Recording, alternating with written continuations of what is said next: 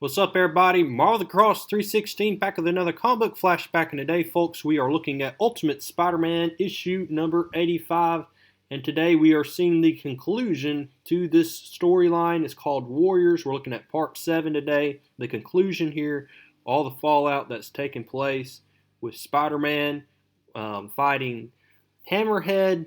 We've also seen guest appearances of Shang-Chi and Iron Fist as well. And so, folks, we have a lot to look forward to in today's issue. We also see that Black Cat is going to find out the secret identity of Spider-Man here. And we're in for a lot of good shocks here in this issue. So let's go ahead and get started. We see here that last issue, Spider-Man was kicked outside. I mean, kicked pretty hard. And he fell 5 stories pretty much. Landed on top of this patrol car. Thanks to Elektra. I mean, he fought her last issue, and she is just out of control here. She's on a killing spree, pretty much. And so the cops here are left wondering what to do here. Is this really him? And so they've sent out a dispatch saying, hey, Spider-Man fell from a 5-story window and landed right on the roof of my squad car. Is it over? Is okay. Backup is on its way. And there's Elektra, and she's looking out the window, and she goes, and look, we saw Moon Knight was stabbed through the chest by Elektra. We see that Hammerhead is still in the webbing here, and he's trying his best to break through. We see that Elektra is actually going to help Hammerhead get out of this predicament. And he's like, oh, damn it, this went bad. Cops really here? He said, yes. I got to get out of the country. I can't get pinched.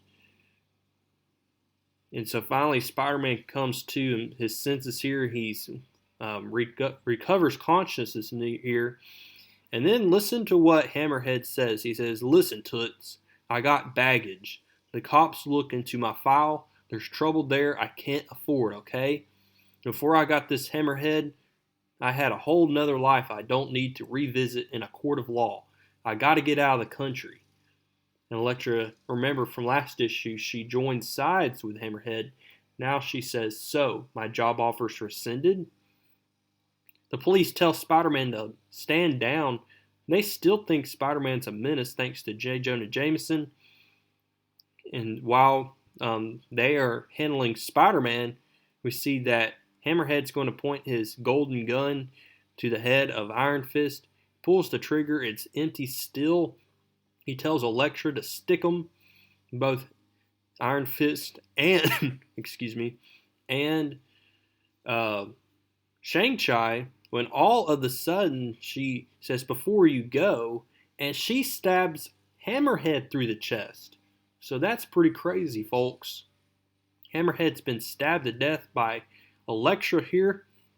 See Captain Jean DeWolf once again has to get on to her cops here, saying, why don't y'all do your damn job already and do what you're supposed to? Said, go be cops before someone else gets hurt. All of a sudden, we see then Hammerhead is thrown out the window in a bloody mess. Spider-Man webs him up in the air to protect his landing here, and he falls on top of this car. And so I believe Hammerhead is dead, folks. And he's like, ta-da. So Elektra's like, the rest of you are lucky the cops are here. All of a sudden, we see the return of Black Cat.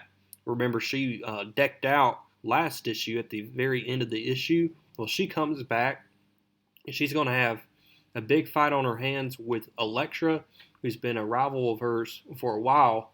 So these two go at it here. We have a good battle scene here taking place.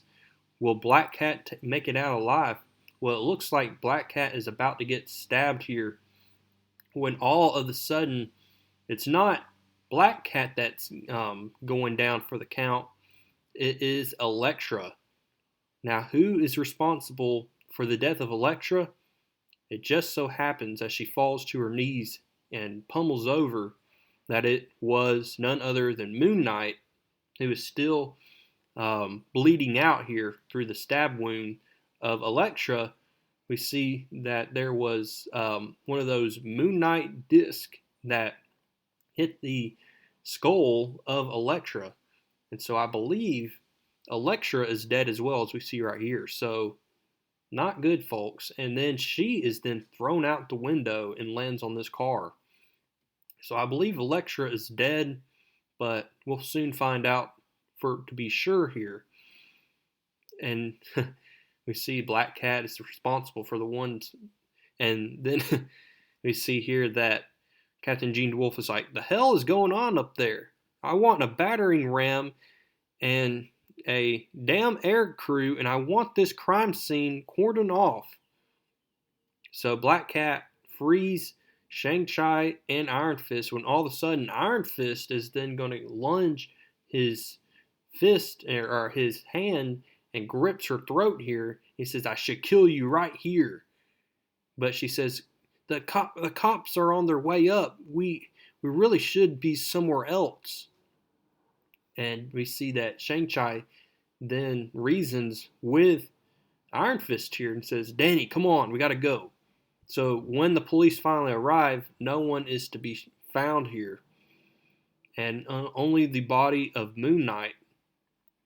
And so we see that Spider-Man later that night, as all the bodies are being collected up here, we see Spider-Man is then going to be like, wow, that was disappointing on so many levels. Black Cat surprises him from behind. See, and I had a damn good day, all said, and he said, He says, you know what, Felicia, seriously, you suck. He said, I know. He said, why did you decide to side with Hammerhead of all people? Hammerhead is just as evil as Kingpin. You know better. She said, look, Kingpin killed my father. It does stuff to you. But you're right, I know. I have to do more.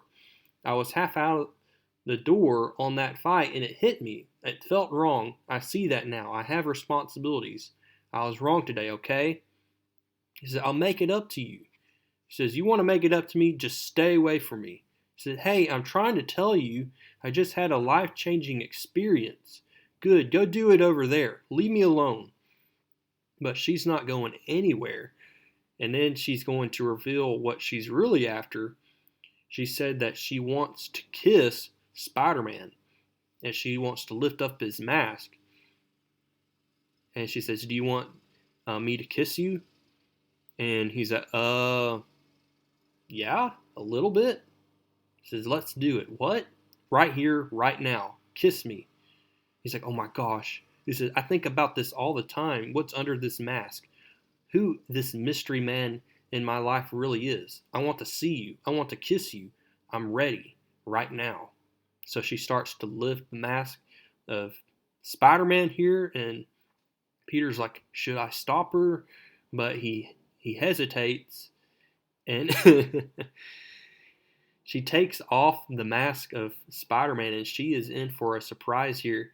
And it's what's so funny is that he's in for the kiss. He's puckers up his lips. She's shocked. She says, I thought you're just a little, how old are you? And then she barfs right on Spider-Man's costume and then leaves. So, oh man, that was pretty harsh there.